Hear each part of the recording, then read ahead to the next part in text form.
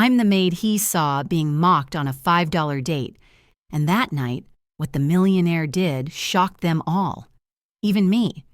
They laughed as if I wasn't there, whispered cruel jokes like I was some invisible spectacle.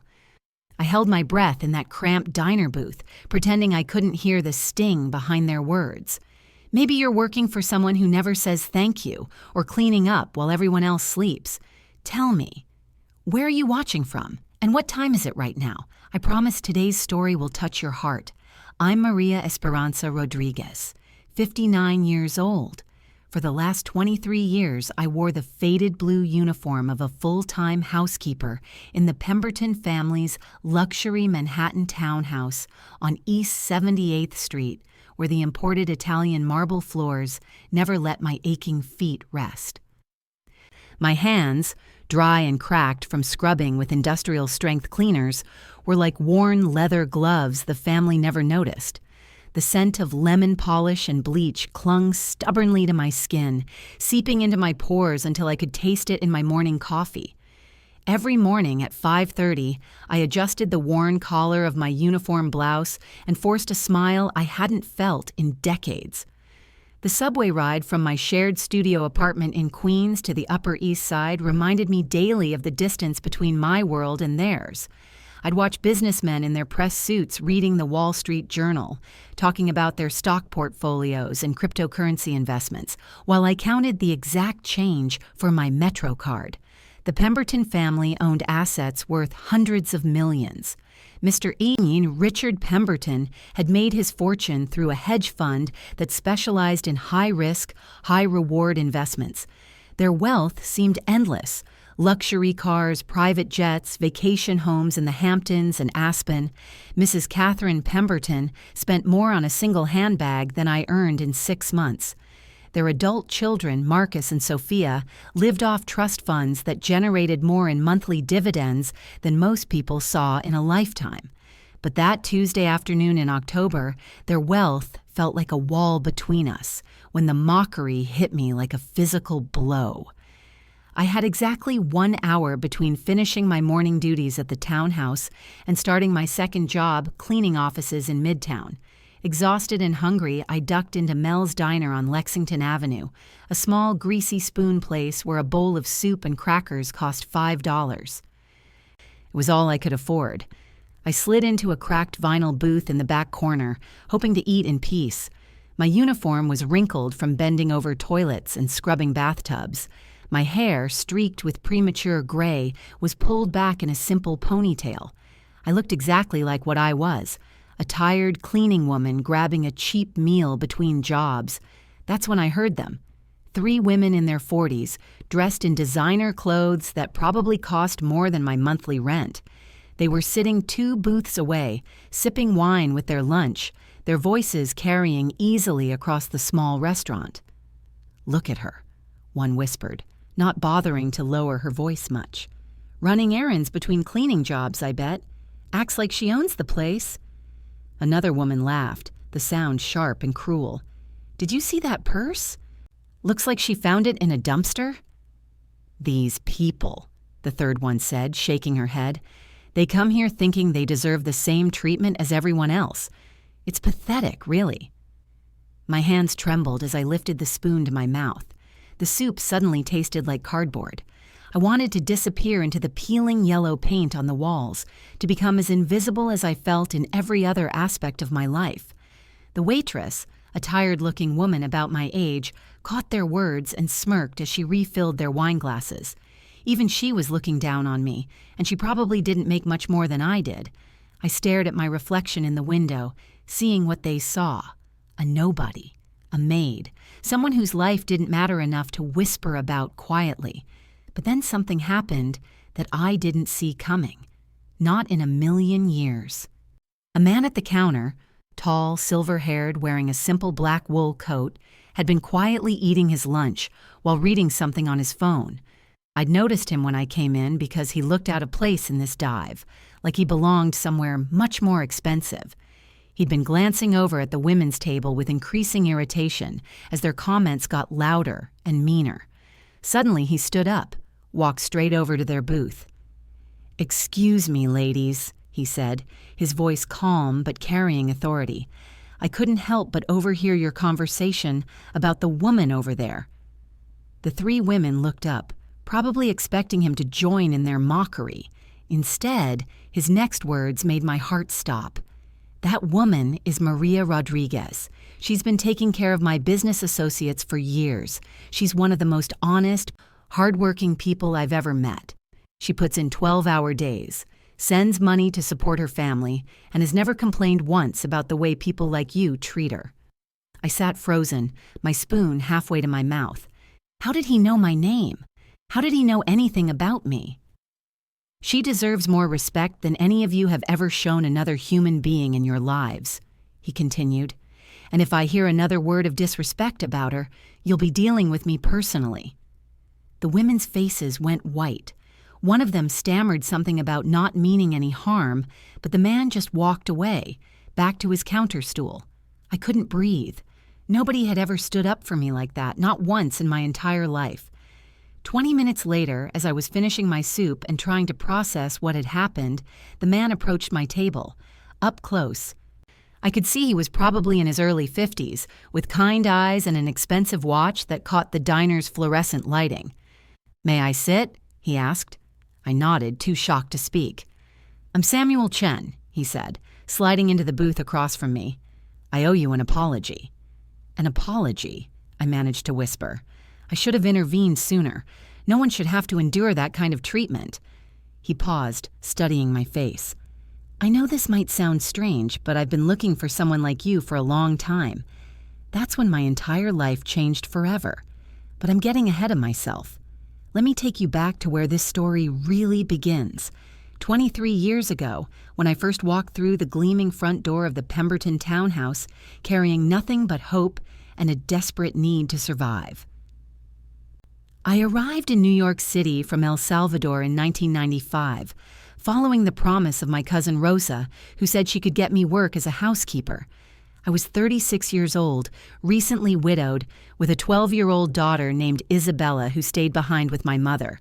The plan was simple: work for a few years, save money, bring Isabella to America for a better life. The Pembertons hired me through an agency. Mrs. Catherine Pemberton was 35 then, blonde and sharp-featured, with the kind of beauty that required constant maintenance. Mr. Richard was already wealthy, but not like he would become later. They had 2 young children, Marcus, 8, and Sophia, 6. "Your duties will include general housekeeping, laundry, and some cooking," Mrs. Pemberton explained during my interview, her voice crisp and businesslike. "We entertain frequently, so attention to detail is crucial. You'll have Sundays off, and your room is on the 4th floor." The room was tiny, barely large enough for a single bed, a dresser, and a small window that looked out onto an air shaft. But it was mine, and it was in Manhattan. I thought I was the luckiest woman alive. Those first years, I threw myself into the work with enthusiasm. I learned to cook the way Mrs. Pemberton liked. Continental breakfast at 7, light lunch if she was home, elaborate dinners when they entertained. I memorized how Mr. Pemberton preferred his shirts pressed, how Sophia liked her hair braided, which cleaning products to use on their antique furniture. The money was better than anything I could have made back home. After paying for food and my tiny expenses, I sent almost everything to my mother for Isabella's care. Math books, school uniforms, doctor visits. I provided for my daughter's needs from 2,000 miles away, living on rice and beans and hope. But slowly, something changed. The initial politeness faded. I became part of the furniture, useful but invisible. "Maria, these floors are still dirty," Mrs. Pemberton would say, pointing to spots so small I needed to get on my hands and knees to see them. "Maria, we're having dinner guests Friday. I need the silver polished and the good china washed, and make sure the guest bathroom has fresh flowers." Never please, never thank you, just expectations and criticism. The children grew older and barely acknowledged my existence, except when they needed something. I helped Marcus with his homework when he was struggling in middle school. Spent hours teaching him multiplication tables at the kitchen table. When he finally understood, he ran to tell his parents about his improved grades. They never mentioned my help. I braided Sophia's hair for school dances, listened to her practice piano recitals, comforted her when she was sick. But when her friends came over, she introduced me as just the housekeeper. You can ignore her. The worst part was missing Isabella's childhood. When she had her quinceañera, I wasn't there. When she graduated high school, I was serving canapés at one of Mrs. Pemberton's charity events. When she got accepted to college, I cried alone in my tiny room, proud but heartbroken. "You're lucky to have work," Mrs. Pemberton reminded me whenever I seemed tired or distracted. "Housing in Manhattan alone would cost you thousands a month. Consider it part of your compensation." But it never felt like my home. It was their home, where I happened to sleep. The real pain began when I started getting older. My knees ached from scrubbing floors. My back protested from lifting heavy mattresses and moving furniture. But I couldn't afford to slow down. Isabella was in college now, and tuition was expensive even in El Salvador. Mrs. Pemberton noticed my struggles but showed no compassion. If anything, she became more demanding. "Maria, you missed a spot on the bathroom mirror," she'd say, pointing to a watermark so faint it was practically invisible. "The vacuum lines on the carpet aren't straight. Do it again. These sheets feel damp. Did you dry them properly?" Each criticism felt like a small cut. Individually, they were manageable. Together, they were bleeding me dry. The family's wealth grew exponentially during the 2000s. Mr. Pemberton's hedge fund made brilliant investments in tech stocks before the boom, then shifted to gold and treasury bonds before the market crash. They survived 2008 not just intact but richer than ever. I watched their lifestyle expand while my pay remained virtually the same. They bought the house in the Hamptons, then the ski lodge in Aspen. Mr. Pemberton started collecting vintage cars, Ferraris and Porsches that cost more than I would see in my lifetime. Mrs. Pemberton's shopping became legendary among their social circle. She'd return from Madison Avenue with bags full of designer clothes, shoes, and jewelry. I knew because I was the one who had to organize her walk-in closet, removing tags from dresses that cost more than my annual salary. "Maria," she said one afternoon, admiring herself in a new fur coat, "this cost $40,000. Can you imagine? Of course, you probably can't, but isn't it beautiful?" I couldn't imagine. I was trying to figure out how to afford new work shoes because mine had holes in the soles. They talked about money constantly at dinner, discussing their portfolio performance, dividend yields, and investment strategies. I served their food and listened to conversations about millions of dollars while calculating whether I could afford to send Isabella an extra $50 for her textbooks. Marcus went to Harvard. Sophia chose Yale. Both graduated debt-free, unlike most of their classmates, because their trust funds had been earning compound interest since birth. They moved into luxury apartments their parents purchased as investments. I was proud of Isabella for different reasons. She earned a scholarship to study nursing, working 2 part-time jobs to pay for her living expenses. She graduated with honors, found work at a hospital in San Salvador, and eventually married a good man who treated her well. But I missed her wedding. Mrs. Pemberton had decided to throw a last-minute dinner party for some potential investors, and my presence was absolutely essential. "You understand, don't you, Maria?" she said, not really asking. "This dinner could be worth millions to Richard's fund. I'm sure your daughter will understand." I stood in their kitchen that night preparing beef Wellington for 12 guests worth a combined net worth of over $1 billion, while my only child exchanged vows 2,000 miles away. The photos Isabella sent later showed a small, beautiful ceremony. She looked radiant in a simple white dress. I should have been there to zip up that dress to see her face when she said, "I do." Instead, I was invisible again, essential but unseen. The microaggressions intensified as I aged. Mrs. Pemberton developed a habit of forgetting to pay me on time, leaving me short on rent money for my studio apartment that I'd finally been able to afford after Isabella finished college. "Oh, Maria, I keep meaning to write your check. she'd say casually, as if my salary was an afterthought rather than my survival. When I reminded her politely, she'd sigh dramatically. I suppose I can do it now, though I'm frightfully busy with the charity auction planning. I started timing these delays. They always coincided with her major shopping expeditions, as if paying me might interfere with her ability to buy another handbag or piece of jewelry. The family members who visited treated me like furniture that could talk. Mrs. Pemberton's mother, a woman in her 70s who wore more diamonds than some jewelry stores, would bark orders at me without looking up from her magazine. "Girl, bring me some tea. The good china, not that everyday nonsense. Girl, turn up the heat. It's freezing in here." I was nearly 60 years old, but to her I was still girl. The adult children were worse. Marcus, now working at his father's fund, brought his girlfriend around for Sunday dinners. She was a socialite type who treated me like I was contaminating the air she breathed. "Ugh, she's always hovering," I overheard her tell Marcus. "Can't your mother get someone younger? More presentable?" Marcus laughed. "Maria's been here forever. She's like an old piece of furniture. You don't really notice her after a while." Sophia was more directly cruel. She'd bring friends home from her PR job, showing off the townhouse like a museum. They'd walk through rooms I'd just cleaned, leaving messes for me to handle later. "This is our housekeeper," she'd say, gesturing toward me like I was part of the decor. "She's been with us since I was little. Haven't you, Maria?" Her tone was condescending, like she was talking to a pet. Her friends would nod politely and then ignore me completely, discussing their vacation plans to Europe and their shopping trips to Paris while I served them lunch. One afternoon, Sophia's boyfriend made a comment that cut deeper than usual. He was examining the artwork in the living room while I dusted nearby shelves. "Your family has incredible taste," he told Sophia.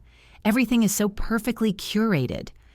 "Well, we've had years to get it right," she replied, "though sometimes I wonder if we should upgrade some of the older elements." She looked directly at me while saying this. The boyfriend caught her meaning and smirked. "I understand completely. Sometimes refreshing the help can really modernize the whole atmosphere."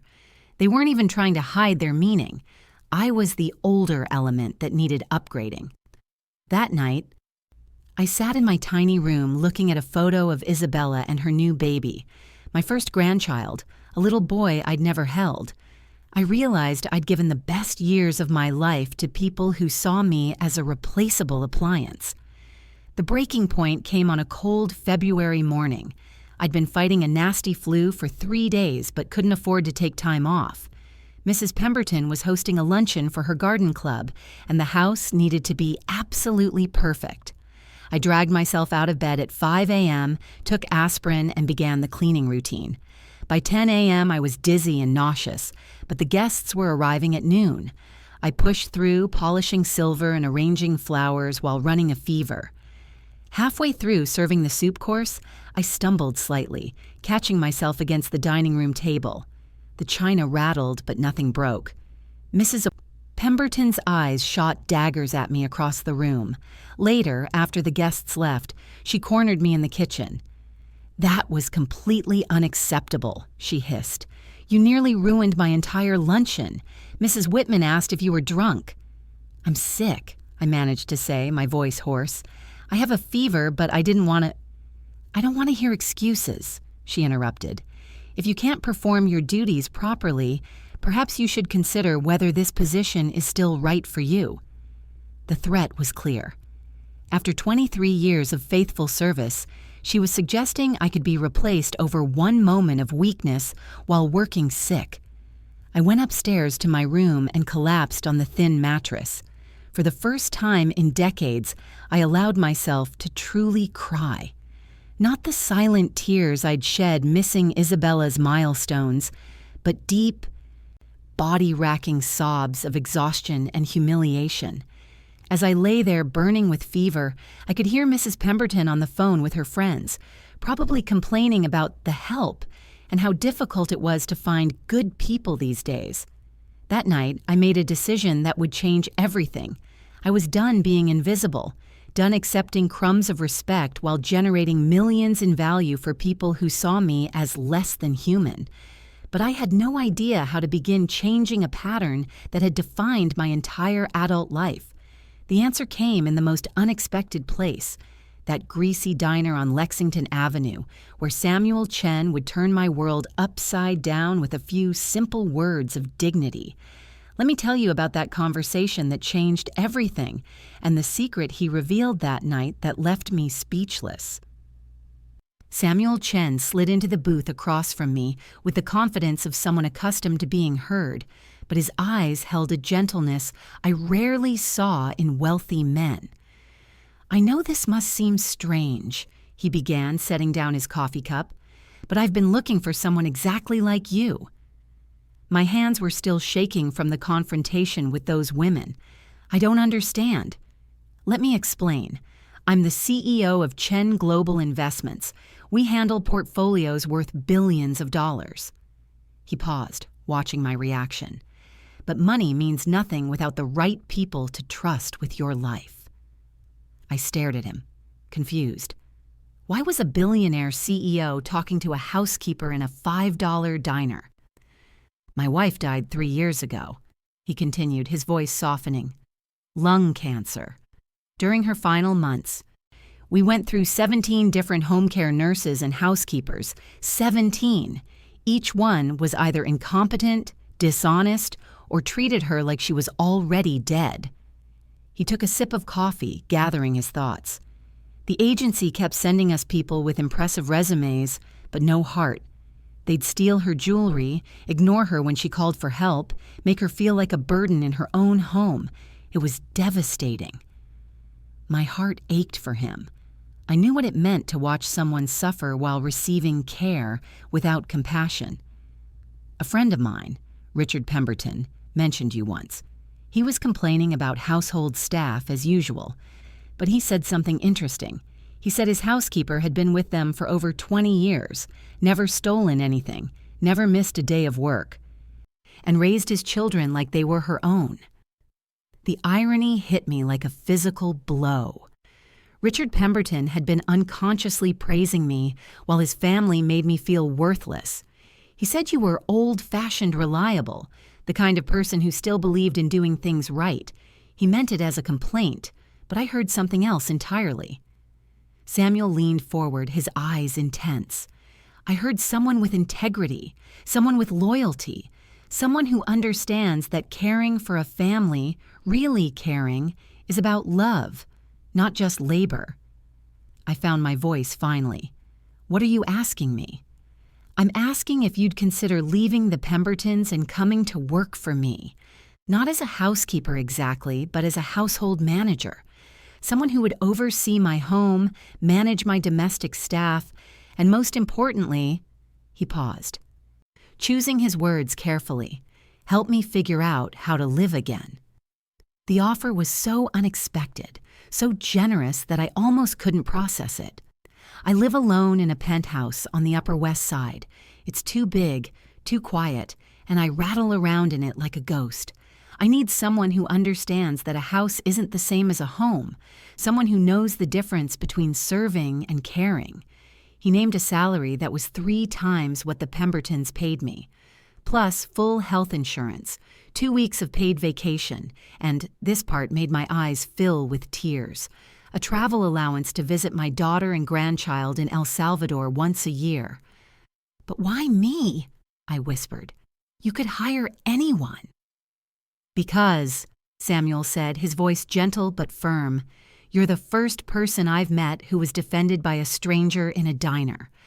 Because you've been loyal to people who don't deserve it for 23 years. Because I watched you finish your soup with dignity while those women tried to break your spirit. And I saw something unbreakable in you." He slid a business card across the table. "Think about it. When you're ready to be treated with the respect you've always deserved, call me." After he left, I sat in that booth for another hour, staring at the card. Samuel Chen, CEO, Chen Global Investments. The company name was familiar. I'd overheard Mr. Pemberton mention them as competitors, usually with grudging respect. I researched the company that evening on the public computer at the Queen's Library. Chen Global managed pension funds, university endowments, and private wealth for some of the richest families in America. Samuel Chen was worth an estimated $1.8 billion, built through careful ethical investing and an uncanny ability to spot market trends before his competitors. More importantly, I found articles about his late wife, Linda. She'd been a pediatric nurse who gave up her career to raise their 2 children and support Samuel's business. The obituaries described her as warm, generous, and devoted to charitable work.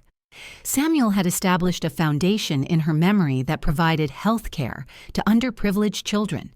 This wasn't just about money. This was about finding someone who understood service as love, not just labor. But leaving the Pembertons felt impossible. Where would I live during the transition? What if Samuel Chen changed his mind? What if I wasn't good enough for his world? Fear kept me frozen for weeks. I continued my routine at the townhouse, but everything felt different now.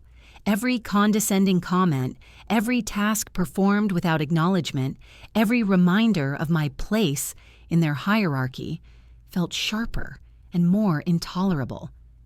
Mrs. Pemberton noticed my distraction. "Maria, you seem distant lately," she said one morning while I served her breakfast. "I hope you're not developing some sort of attitude problem." The old me would have apologized immediately, assured her that everything was fine, promised to do better. Instead, I heard myself saying, "I'm just tired, ma'am." "Tired?" she repeated, as if the word was foreign. "We all get tired, Maria. The difference is that some of us push through it with grace." That afternoon, I called the number on Samuel Chen's business card. His secretary, a warm-voiced woman named Janet, put me through immediately. "Maria," Samuel's voice came through the phone, genuinely pleased. "I was hoping you'd call. How are you feeling?" "Scared," I admitted, "but ready." "Good. Scared means you understand this is important. When can you start?" We arranged for me to give 2 weeks' notice to the Pembertons. Samuel would provide temporary housing in a corporate apartment while I got settled. The transition would be gradual. I'd start by working part-time, learning his preferences and routines before taking on full responsibility for his household. Breaking the news to the Pembertons was one of the hardest things I'd ever done. Not because I'd missed them, but because confrontation went against every survival instinct I'd developed over 23 years. I found Mrs. Pemberton in her study, reviewing seating charts for another charity event. "Ma'am, I need to speak with you about something important." She looked up impatiently. "Can it wait? I'm dealing with a crisis. The caterer wants to charge extra for the vegetarian options, and the florist is being completely unreasonable about the centerpieces. I'm giving my 2 weeks' notice." The words hung in the air like a slap. Mrs. Pemberton's face went through several expressions: confusion, disbelief, and finally anger. "Excuse me? I've accepted another position. My last day here will be March 15th. She set down her pen with deliberate precision. "Maria, if this is about money, we can discuss a small raise. Though frankly, considering your recent performance issues, it's not about money." "Then what?" Her voice was getting shrill. "After everything we've done for you, the room we've provided, the stability, this is how you repay our generosity?" I thought about all the ways I could respond. I could list the 23 years of holidays missed, the condescending comments, the delayed paychecks, the casual cruelties. Instead, I simply said, "I need to try something different." Mrs. Pemberton's face flushed red. "You won't find anything better than this, Maria. Do you have any idea how difficult it is to find decent employment at your age? We're the only family that would put up with your limitations." Each word was designed to make me feel small, scared, dependent. 3 months ago, they might have worked. "I understand your disappointment, ma'am. I'll make sure everything is in perfect order before I leave." That evening, Mr. Pemberton cornered me in the kitchen. His approach was different than his wife's, more calculating, more manipulative. Maria, Catherine told me about your decision. I have to say I'm surprised and concerned. He leaned against the counter, blocking my path to the door. You've been with us so long, you're practically family. This house runs smoothly because of you. Frankly, I'm not sure we could replace you. This was his version of a compliment, and it would have meant everything to me once upon a time. Where will you go? What kind of work could you possibly find that would provide the security you have here? When I didn't answer, his tone grew harder. Look, if someone has made you promises, be very careful. People will say anything to steal good help from their competitors, but when the novelty wears off, when they realize you're not as young as you used to be, where will that leave you? He was trying to plant seeds of doubt, make me question Samuel Chen's motives. Part of me wondered if he was right, but a larger part of me, the part that had been awakened by unexpected kindness in a diner, refused to be intimidated back into a life of quiet desperation. I appreciate your concern, Mr. Pemberton, but my decision is final. His friendly mask slipped completely. Fine, but don't expect any references from us when your new situation doesn't work out, and don't expect to come crawling back here. The next 2 weeks were torture. The family treated me like I had betrayed them personally. Sophia made snide comments about disloyalty and ingratitude. Marcus wondered out loud if I was having some kind of breakdown that was affecting my judgment. Mrs. Pemberton began finding fault with everything I did, as if she was building a case for why my departure was actually a blessing. These floors are streaky. The silver still looks dull. The sheets smell like detergent. I've told you 1,000 times to use less soap. She also began making ominous references to what people would think when they learned I'd abandoned the family after so many years of their generosity. The other housekeepers in the neighborhood will hear about this, she warned. Word gets around about people who can't be trusted to honor their commitments. I endured it all with quiet grace, counting down the days until I could walk out of their lives forever. My last morning in the townhouse, I woke up at 5 a.m. as usual, but instead of dreading the day ahead, I felt something I hadn't experienced in years, excitement about the future.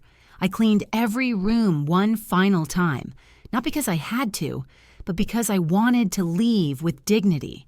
I organized all the household manuals and supplier contacts for whoever would replace me. I even left a detailed note about Sophia's food allergies and Marcus's preferred laundry settings, information that might help the next person avoid the criticism I'd endured. Mrs. Pemberton made a point of not being present when I left. She'd gone out for lunch with friends, her way of demonstrating that my departure was insignificant to her day. But Mr. Pemberton was waiting in the front hall with an envelope, my final paycheck, minus deductions for the cost of my room during the notice period and replacement training expenses. I hope this works out for you, Maria, he said, his tone suggesting he was certain it wouldn't. I took the envelope without opening it and walked toward the front door that had defined the boundary of my world for 23 years. At the threshold, I turned back for one last look at the marble floors I'd polished thousands of times, the crystal chandelier I'd cleaned countless Saturday mornings, the sweeping staircase where I'd carried laundry up and down until my knees screamed in protest. For a moment, I felt a pull of nostalgia. This house had been my world for so long, the family my entire social universe. Walking away meant plunging into something completely unknown. Then I thought about Samuel Chen's kind eyes, his genuine offer of respect and dignity. I thought about my daughter Isabella and my grandson I'd never held. I thought about all the dreams I'd deferred, all the pieces of myself I'd lost while serving people who never saw me as fully human. I closed the door behind me and didn't look back. The transition to Samuel's penthouse was like moving to a different planet. The building on Central Park West was elegant but understated, with a doorman who greeted me by name and helped carry my single suitcase upstairs. Samuel met me at the elevator. "Welcome, Maria. I hope you'll be happy here." The apartment was enormous but felt empty rather than impressive. Expensive art hung on the walls, but there were no family photos, no personal touches that made a space feel lived in. It was the home of someone who had stopped caring about comfort after losing the person who made comfort meaningful. "I know it's a lot to take in," Samuel said, noticing my overwhelmed expression. "We'll take it slow. For now, I just want you to get settled and comfortable." He showed me to my room, not a servant's quarters tucked away in some forgotten corner, but a beautiful bedroom with its own bathroom, a sitting area, and windows overlooking Central Park. It was larger than my entire studio apartment in Queens. "This is too much," I whispered, running my fingers over the silk curtains. "It's exactly what you deserve," Samuel replied firmly. "Maria, I need you to understand something. You're not just an employee here. You're a partner in making this place a home again." Over the following weeks, Samuel and I developed a routine that was unlike anything I'd experienced in domestic work. He treated me as a colleague rather than a subordinate, asking for my opinions on everything from menu planning to furniture arrangements. "What do you think about this room?" he'd ask, standing in his cavernous living room. Linda used to say it felt like a hotel lobby, too formal, too cold. Together, we made small changes that warmed the space. We moved some furniture to create more intimate seating areas. Samuel pulled out photo albums from storage, and we selected pictures of Linda to display throughout the apartment. I suggested adding plants to bring life to the sterile, modern decor, and Samuel hired a landscape designer to install a small indoor garden by the windows. But the most important change was in the kitchen. At the Pembertons, I'd been expected to cook elaborate meals for entertaining, but had rarely been invited to share the food I prepared. Samuel insisted that we eat together most evenings, treating our dinner conversations as the most important part of his day. "Tell me about Isabella," he'd say, pouring wine for both of us. "What was she like as a child?" I found myself sharing stories I'd never told anyone. Memories of Isabella's first words, her struggles with math homework, the way she used to comfort me after difficult days with letters spelled out in crayon. Samuel listened with genuine interest, asking questions that showed he understood how much I'd sacrificed to be away from her. "You raised a daughter you couldn't be with and other people's children who never appreciated you," he said one evening. "That takes a special kind of strength." For the first time in decades, I felt seen. Not just as a pair of hands that cleaned and cooked, but as a woman with her own story, her own heartaches and triumphs.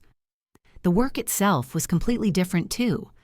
Instead of endless cleaning and criticism, my days involved managing Samuel's social calendar, coordinating with his business colleagues, and overseeing the small staff that maintained the apartment. I had authority, respect, and most importantly, trust. Samuel began including me in decisions about his charitable foundation. He valued my perspective on which programs would truly help working families, since I understood their struggles firsthand. "The board wants to donate to some fancy prep school," he told me one afternoon, reviewing grant applications, "but you think we should focus on the community college nursing program instead. Tell me why." I explained how education that led directly to stable employment could transform entire families, how my daughter's nursing degree had given her independence and purpose. Samuel listened carefully, then redirected the foundation's funding exactly as I'd suggested. 6 months after leaving the Pembertons, I felt like I was living someone else's life. Samuel kept his promise about visiting Isabella. We planned a 2-week trip to El Salvador where I finally met my grandson, 2-year-old Miguel, and saw my daughter's life up close. Isabella couldn't believe the transformation in me. "Mommy, you look so different," she said, hugging me at the airport. "Younger, happier." I spent those 2 weeks learning to be a grandmother, teaching Miguel simple words in English while he taught me that joy could be found in building block towers and reading picture books. Isabella and I stayed up late talking about everything I'd missed, but instead of dwelling on the pain of separation, we focused on building new memories. "I'm proud of you for leaving," Isabella told me the night before I returned to New York. You spent so many years taking care of everyone else. It's time someone took care of you. Back in New York, life settled into a rhythm that felt sustainable and meaningful. Samuel and I had developed genuine friendship built on mutual respect and shared loss. He'd lost his wife. I'd lost years with my daughter. But together, we were creating something new. That's why what happened next felt like such a betrayal. One evening in November, almost a year after I'd left the Pembertons, Samuel came home from work looking troubled. "Maria, we need to talk," he said, his voice unusually formal. My heart sank. After everything, was he going to let me go too? We sat in the living room where we'd shared so many comfortable evenings. Samuel poured himself a scotch, but didn't offer me wine, which sent warning bells through my mind. "I had an interesting lunch today with Richard Pemberton," he began. The mention of my former employer's name made my stomach clench. "He was curious about your performance here. Wanted to know if we were satisfied with your work." "What did you tell him?" Samuel's expression was unreadable. "He seemed surprised that you were still employed here. He mentioned some concerns about your reliability, your tendency toward emotional outbursts." I felt the familiar shame and panic rising in my chest. Had the Pembertons been spreading lies about me all this time? Were they trying to sabotage the first good thing that had happened to me in decades? He also mentioned that you'd left their employment rather abruptly, without much notice, that you'd seemed unstable toward the end. Each word felt like a physical blow. I'd given the Pembertons 2 full weeks' notice, had left every detail of the household organization in perfect order, but apparently they were rewriting history to make me look unreliable and ungrateful. Samuel set down his glass and looked at me directly. "Maria, I need to ask you something, and I need you to be completely honest with me." Here it comes, I thought. He's going to ask me to leave. The Pembertons had poisoned him against me, and I was about to lose the best job I'd ever had because of their vindictiveness. "Did you really work for the Pembertons for 23 years? "Yes," I whispered.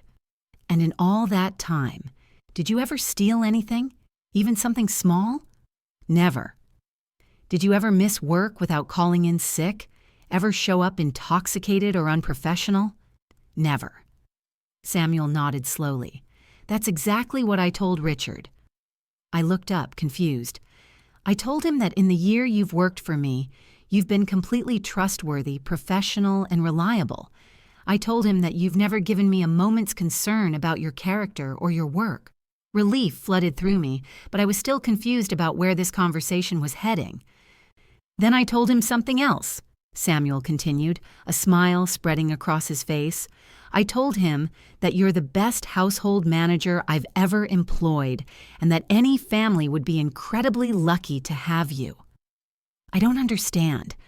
Samuel reached into his briefcase and pulled out a folder of documents. "Richard Pemberton called me because he's desperate. Since you left, they've gone through 4 different housekeepers. 4. None of them lasted more than 3 months. I stared at him, processing this information. The first one quit after Mrs. Pemberton criticized her cooking. The second one was fired for breaking a piece of crystal. The third one walked out after Sophia made some comment about her appearance. The fourth one lasted 6 weeks before Mrs. Pemberton accused her of stealing jewelry that later turned up in Mrs. Pemberton's own purse. Samuel opened the folder and showed me several documents: employment agency records, reference check notes, termination letters. They're paying almost double what they paid you, and they still can't keep anyone. The house is a disaster, according to Richard. Mrs. Pemberton is having constant meltdowns about the domestic situation. I felt a strange mix of vindication and sadness.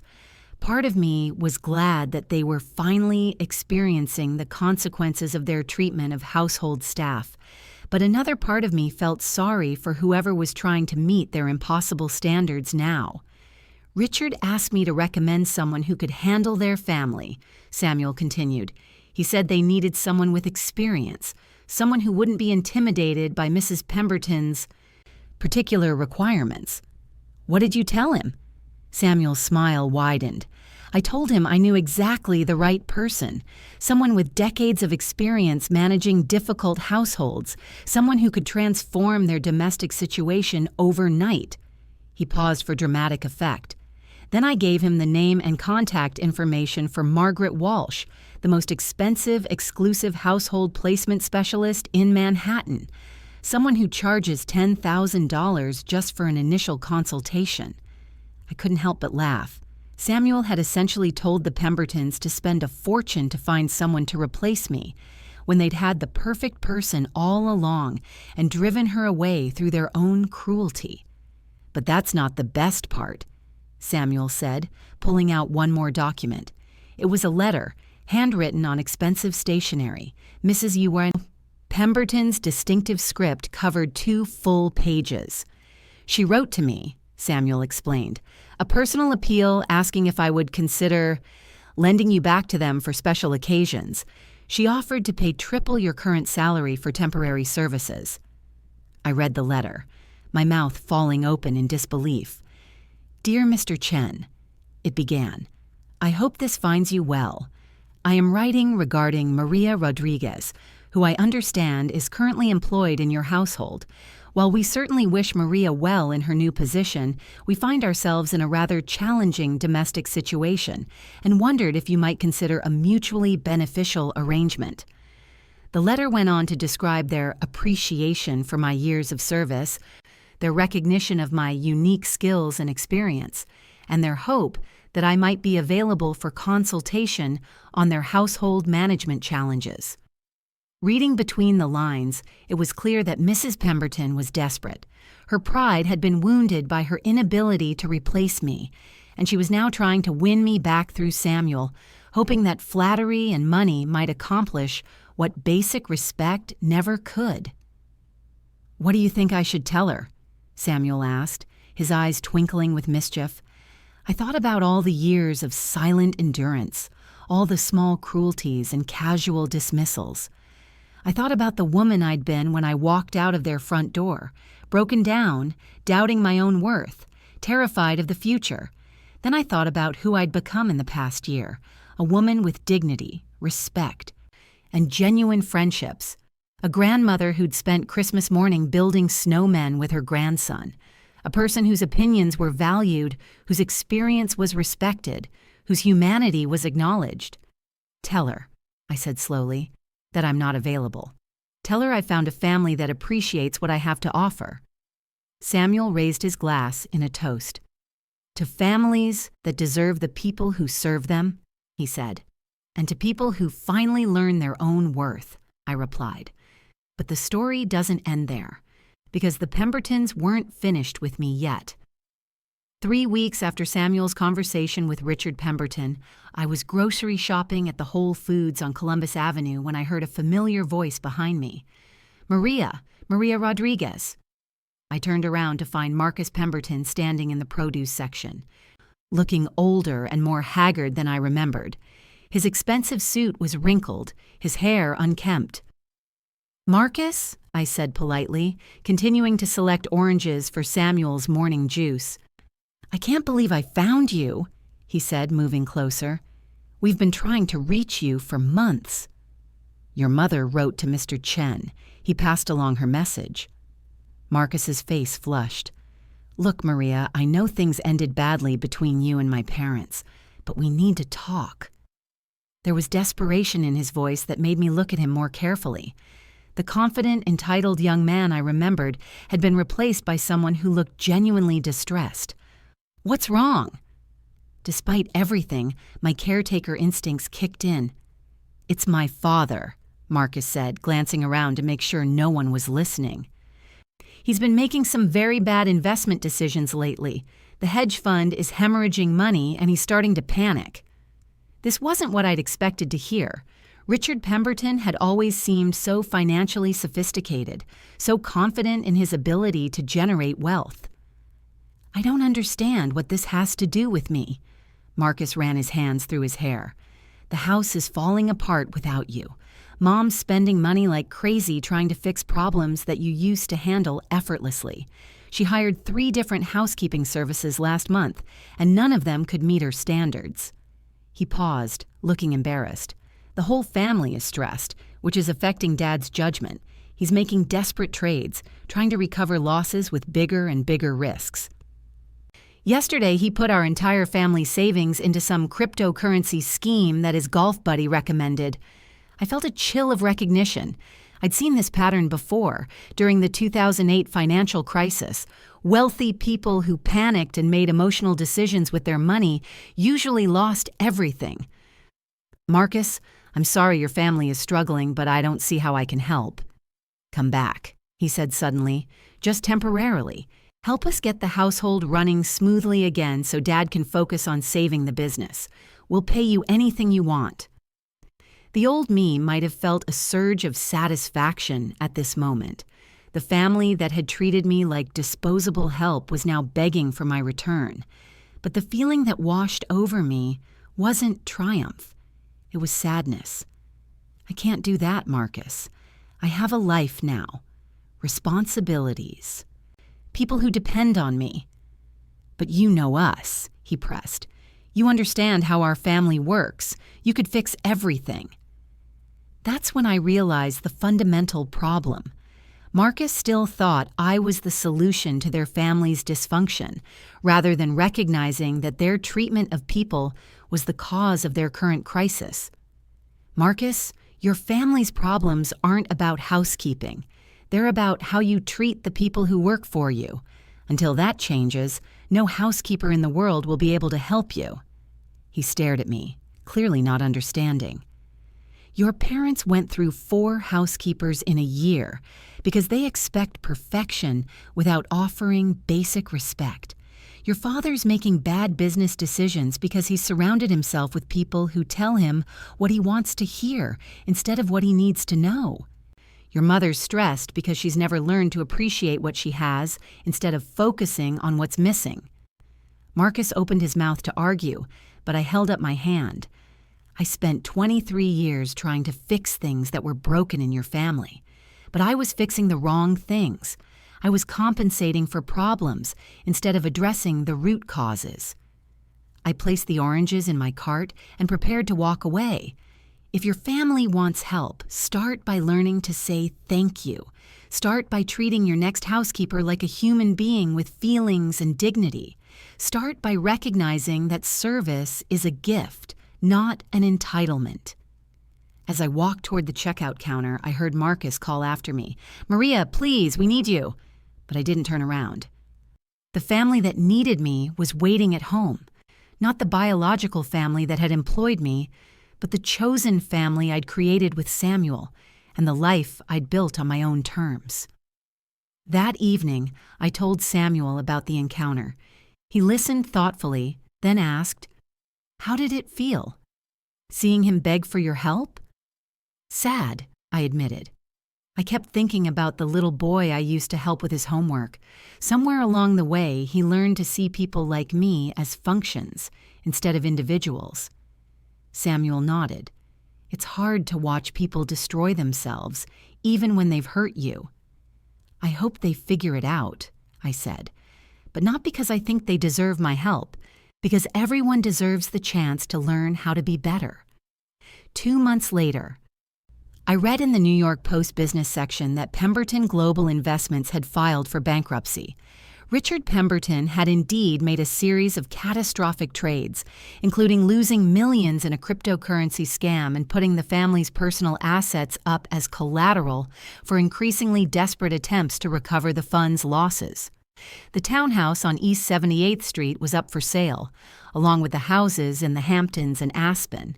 Mrs. Pemberton's jewelry collection was being auctioned to pay creditors.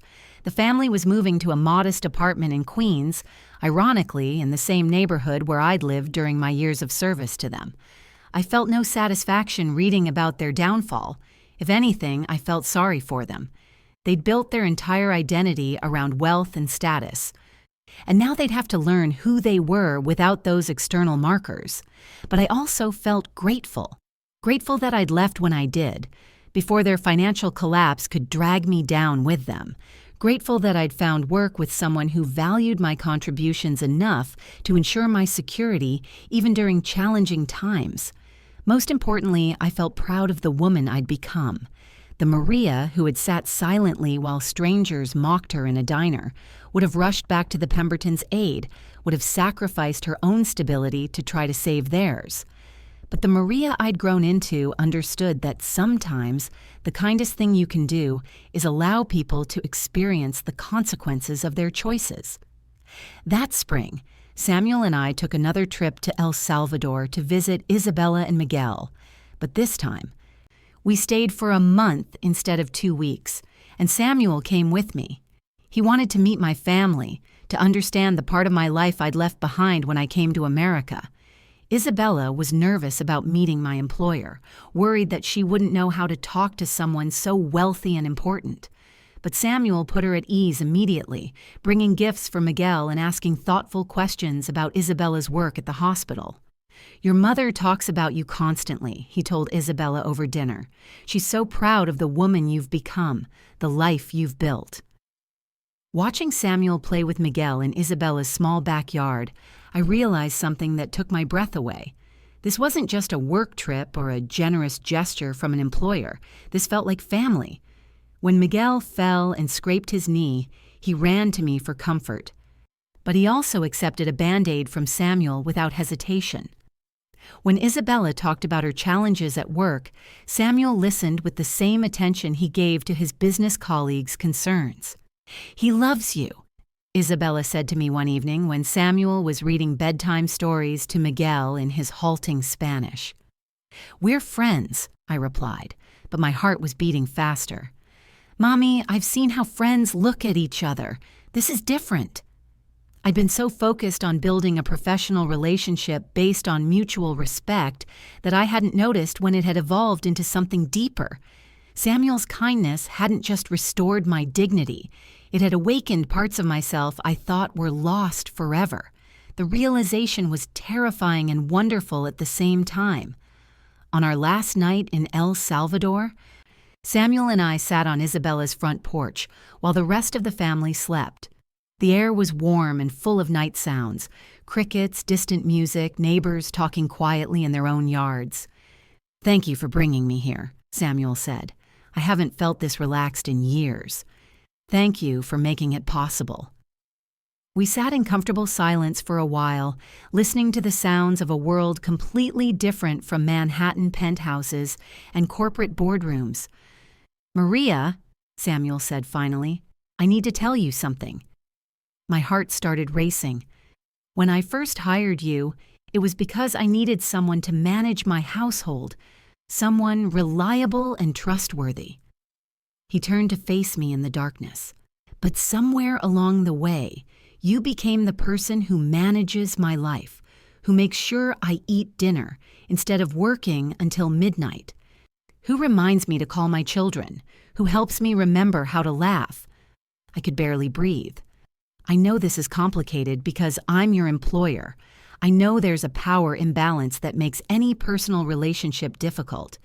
But I need you to know that you've become one of the most important people in my world." "Samuel," I started to speak, but he held up his hand. "You don't need to say anything now. I just wanted you to know where I stand. When we get back to New York, if you want to keep things exactly as they are, that's fine. You'll always have a job with me, always have my respect and friendship." He stood up to go inside, then paused.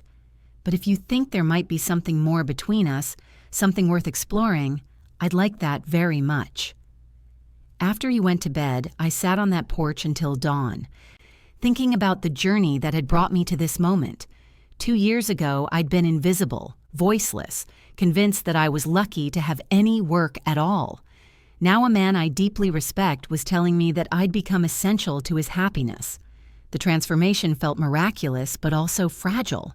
What if I was misunderstanding his intentions? What if crossing the line from employee to something more ruined everything we'd built together? But as the sun rose over Isabella's neighborhood, I realized that fear had already cost me too much.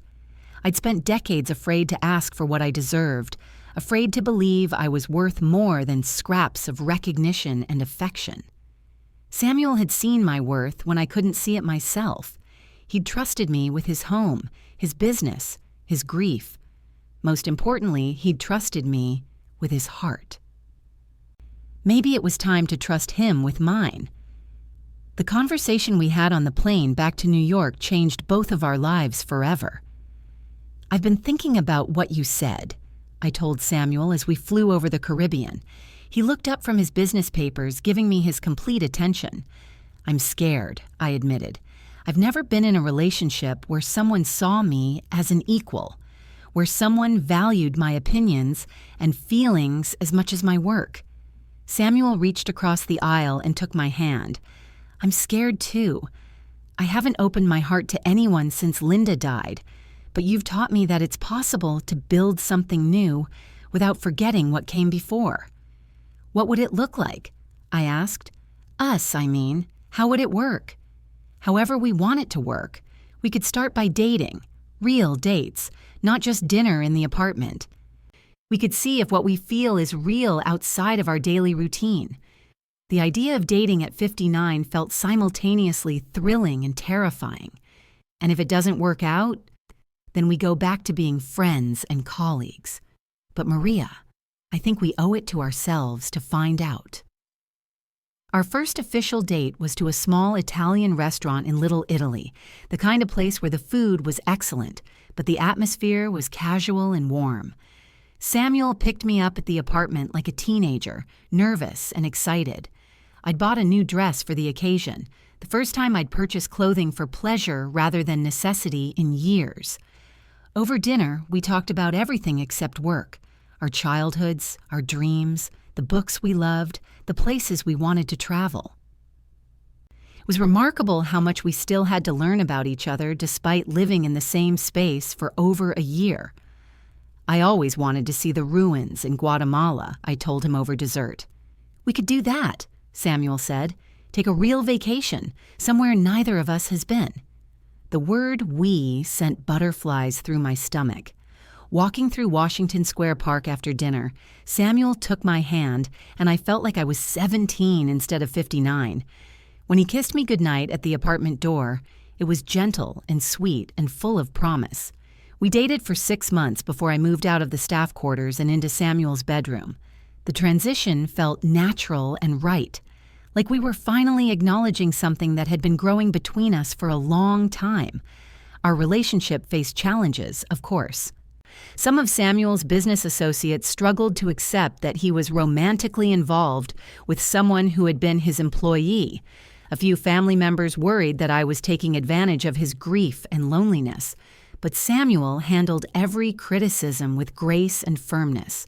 At a charity gala where someone made a snide comment about the help getting above themselves, Samuel publicly introduced me as the woman who taught me how to live again, and made it clear that any disrespect toward me was disrespect toward him. The most difficult conversation was with Samuel's adult daughter, Jennifer, who flew in from San Francisco specifically to assess the situation. "I just want to make sure you understand what you're getting into," she told me during an awkward lunch. "My father is a very wealthy man.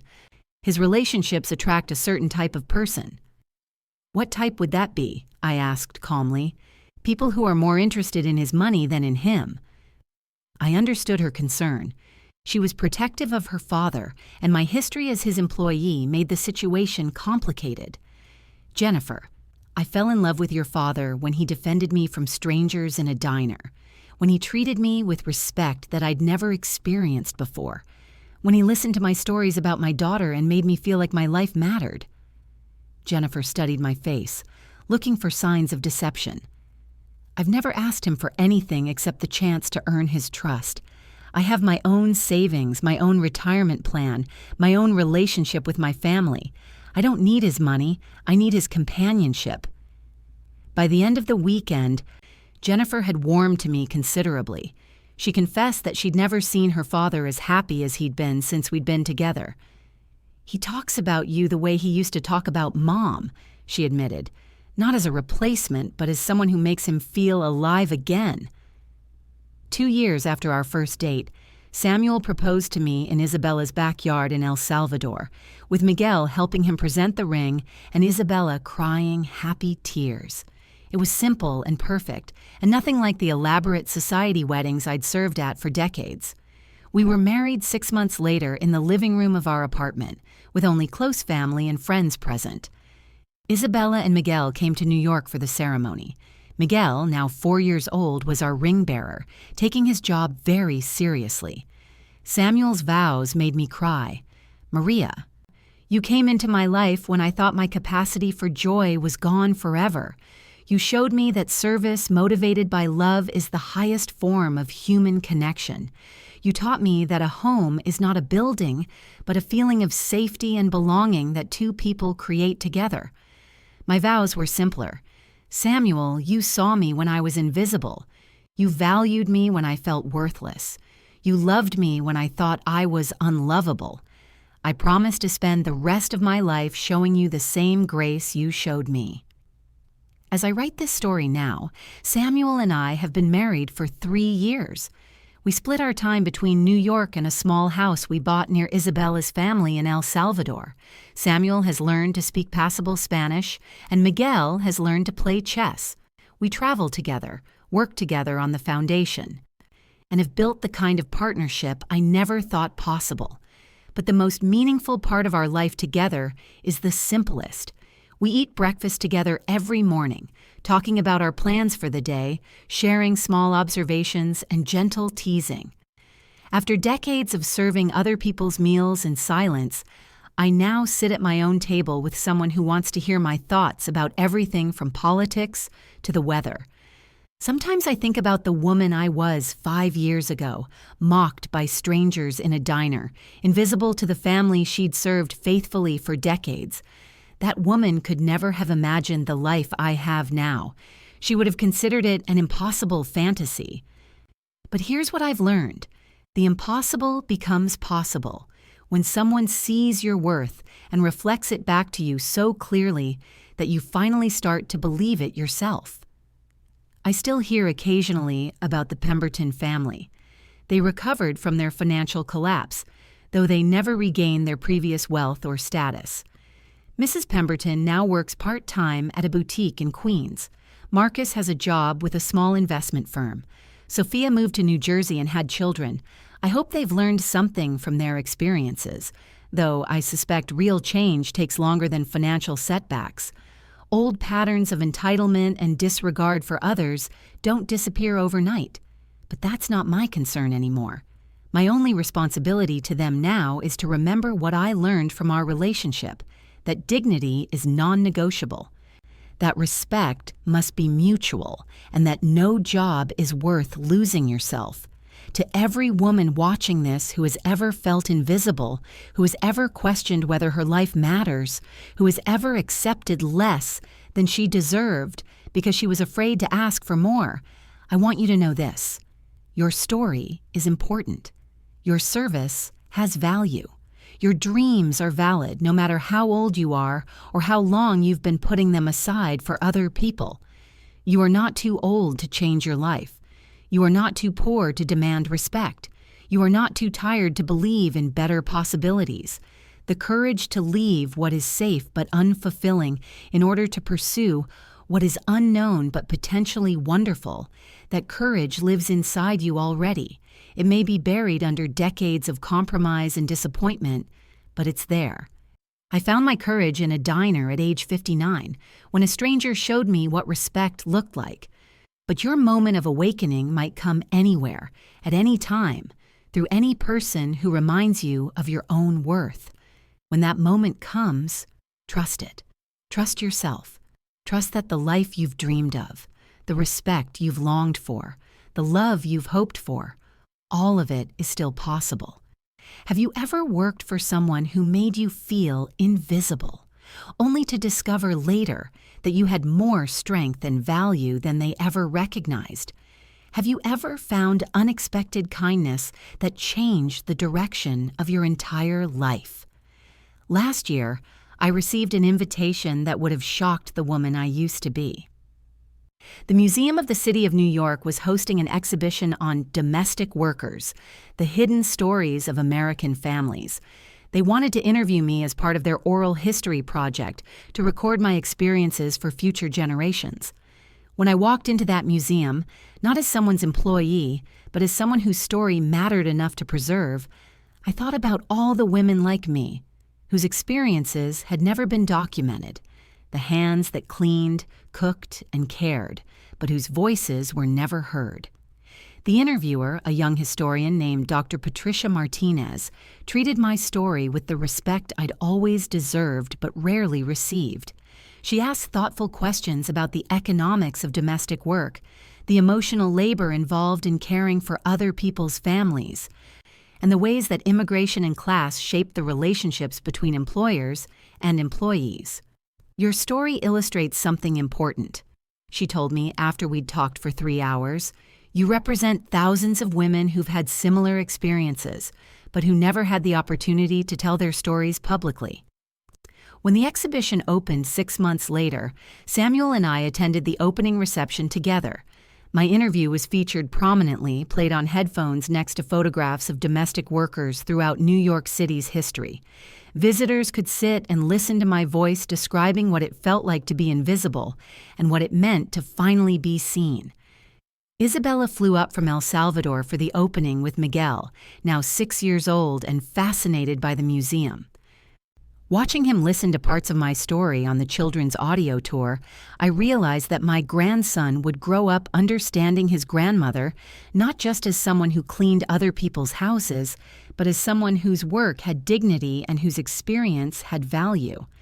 "Abuela," he said in his mixture of Spanish and English, "you're famous." I laughed and corrected him. "Not famous, mi amor, just finally heard."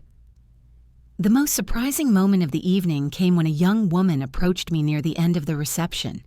She was probably in her 30s, nicely dressed, with the confident bearing of someone educated and successful. "Excuse me," she said. "Are you Maria Rodriguez, the woman from the audio interview?" When I nodded, she took a deep breath. "I've been searching for you for months. My name is Elena Pemberton Harrison. I'm Marcus Pemberton's daughter." My heart stopped. I remembered when Marcus had gotten married, remembered helping prepare for the wedding celebration at the townhouse, but I'd never met his children. They'd been born after I left the family's employment. "I heard your interview online before coming here tonight," Elena continued. "I had to find you because I needed to apologize." "You don't need to apologize for anything. You were just a child." "No, but my family does, and since they're too proud or too stubborn to do it themselves, I'm here representing the next generation." Elena's eyes filled with tears.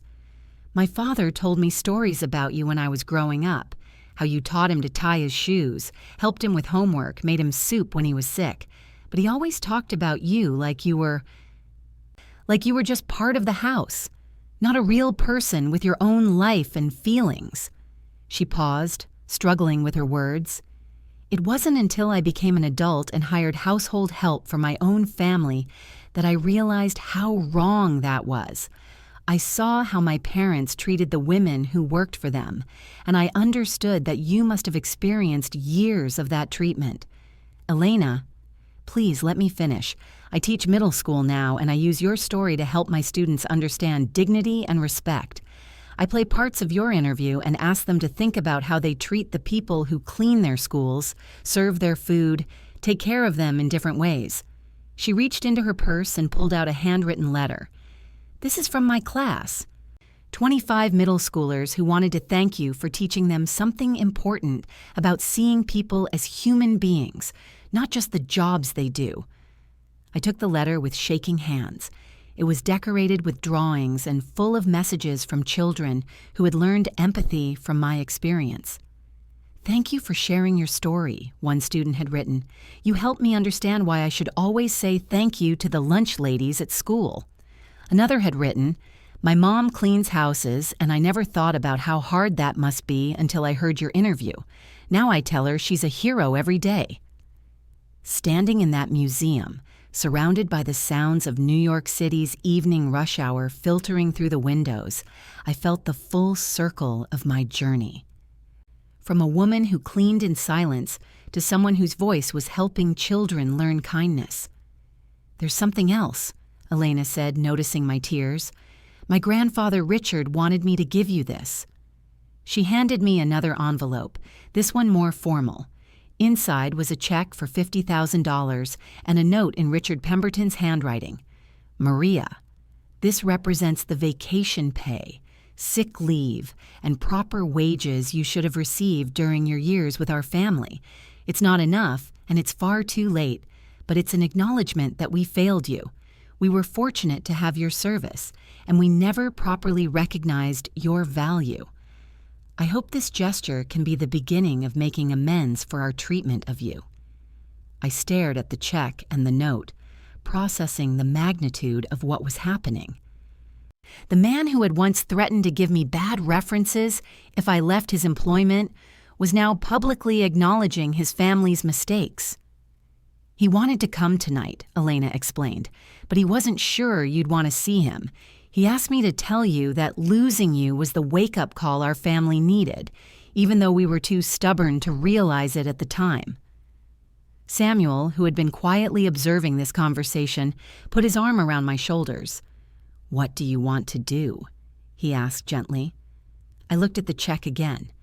$50,000 was more money than I'd ever held in my hands at one time. It represented acknowledgement, apology, and a small measure of justice for decades of underpayment and disrespect.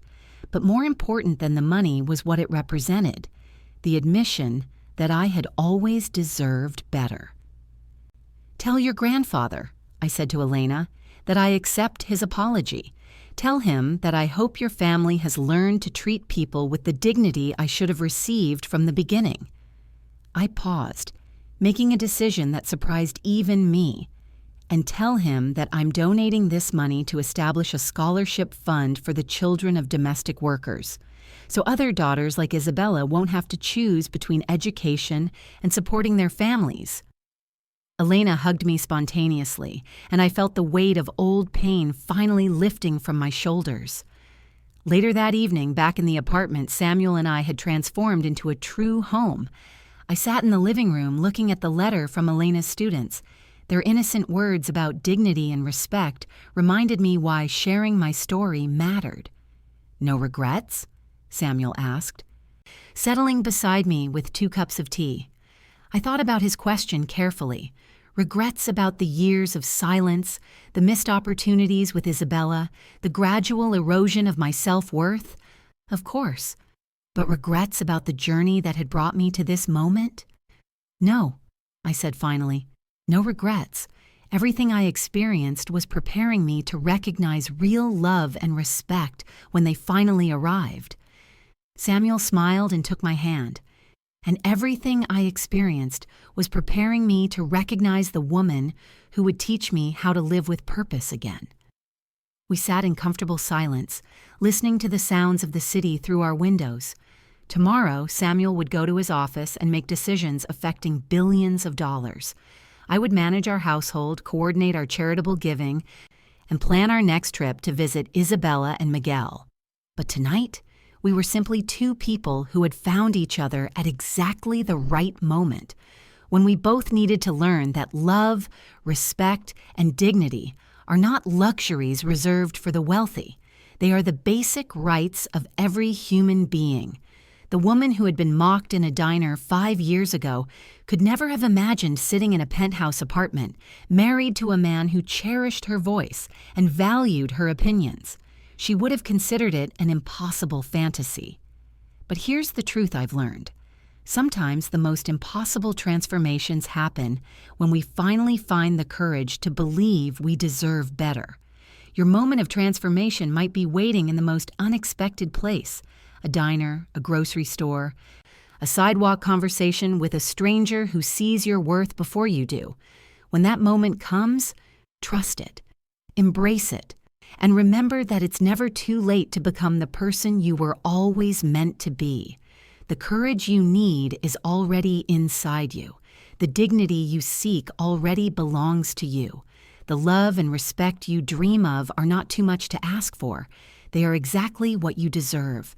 And to every person watching this who has ever felt invisible, who has ever been treated as less than human because of the work you do or the situation you're in, I want you to remember this. You matter. Your story matters. Your voice matters. And somewhere out there, someone is waiting to see your true value and reflect it back to you so clearly that you'll never doubt your worth again. Tell me in the comments below. I read every single one. And your story might be exactly what another person needs to hear today to find their own courage to demand better. If this story touched your heart, please leave a like and subscribe. It helps these messages reach other people who need to know that their dignity matters, that their service has value, and that it's never too late to transform their lives. To continue this emotional journey, we've prepared a special playlist filled with stories just as moving as this one. You can find it by clicking the link to the left. Thank you for joining me on this journey of the heart. And remember, your story is still being written, and the best chapters might be yet to come. I'll see you in the next story.